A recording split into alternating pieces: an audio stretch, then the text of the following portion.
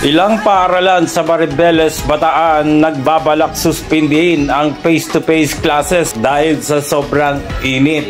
Ayon kay Sir Roger Padua, District Supervisor ng A.J. Llamas Elementary School, na walang magaganap na suspindiin ang paaralan, ngunit mag-a-adjust sila ng oras at magsisimula bukas alas 6 ng umaga.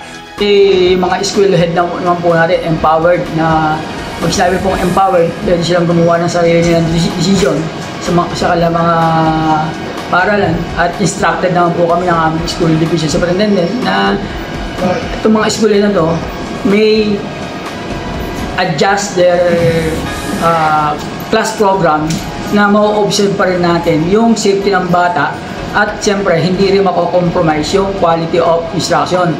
For example, pwede nilang i-adjust yung schedule nila from 6:30 ng umaga hanggang 12. Hanggang sa alauna ng hapon, patuloy pa rin ang pag-aaral ng mga estudyante sa bayan ng Maribeles.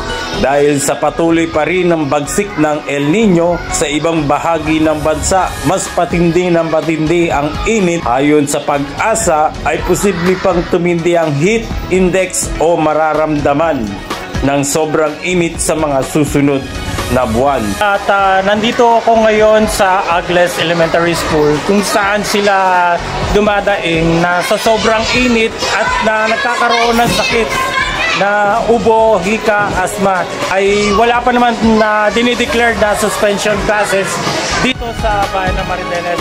Ryan George, Pagbabalita, Rumara Gasa sa Balita.